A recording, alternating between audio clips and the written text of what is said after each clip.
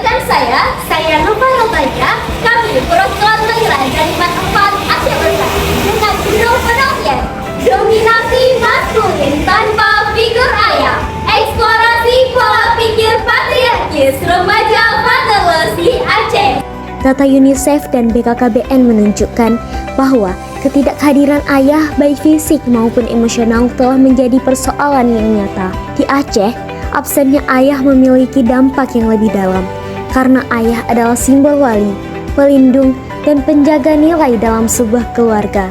Ketika sosok itu hilang, remaja laki-laki berdiri di ruang kosong peran yang tidak mudah mereka isi. Dari kegelisahan terhadap fenomena itu, penelitian kami hadir untuk menjelajahi bagaimana ketiadaan ayah membentuk pola pikir patriarkis remaja di Aceh. Penelitian ini melihat hubungan fatherless dan dominasi maskulin, bagaimana budaya dan psikologi saling bertaut, serta bagaimana lembaga seperti BKKBN memandang dampaknya terhadap ketahanan keluarga. Metode yang kami gunakan adalah mixed method dengan triangulasi konvergen. Sebanyak 270 responden dari 9 madrasah di Banda Aceh, Aceh Besar, dan Sabang mengisi angket yang kami susun.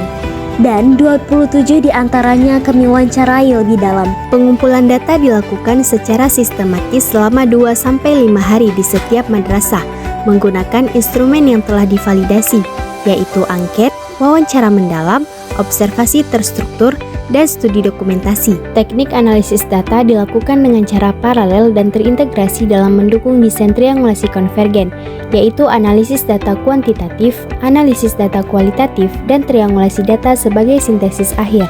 Hasil penelitian menunjukkan hubungan positif yang signifikan antara fatherless dan dominasi maskulin.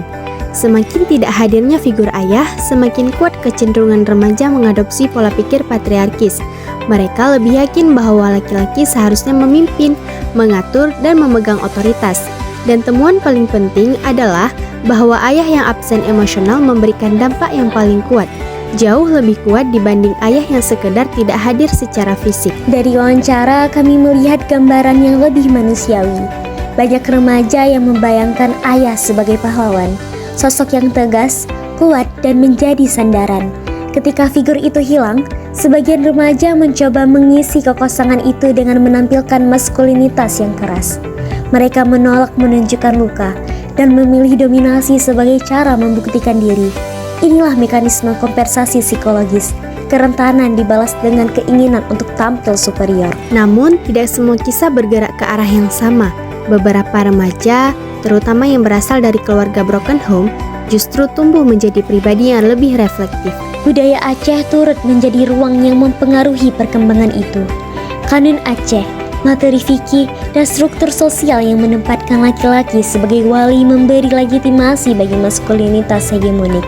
Tanpa bimbingan ayah, remaja fatherless sering menjadikan tuntunan budaya sebagai standar yang harus mereka penuhi, meski mereka masih bergulat dengan identitas dirinya sendiri. Pandangan ahli BKKBN menegaskan bahwa ketidakhadiran ayah yang berkualitas dapat melahirkan generasi yang rapuh. Dominasi maskulin yang tampak kuat seringkali hanya menutupi kekosongan emosional. Apa yang terlihat sebagai kekuatan sebenarnya adalah cara bertahan dari luka yang tidak pernah selesai dibimbing. Temuan kami menegaskan bahwa peran ayah bukan hanya bagian dari struktur keluarga, tetapi bagian dari struktur batin seorang anak. Tidak semua kehilangan terlihat oleh mata. Beberapa remaja tumbuh dalam ruang kosong yang tak pernah mereka pilih. Namun, mereka tetap memilih untuk berdiri. To every fatherless child, strength isn't about hiding your pain, but about learning to grow up together. Demikian gambaran singkat tentang penelitian kami. Semoga temuan penelitian ini dapat bermanfaat bagi remaja, keluarga, dan juga masyarakat, terkhususnya masyarakat di Aceh. Terima kasih.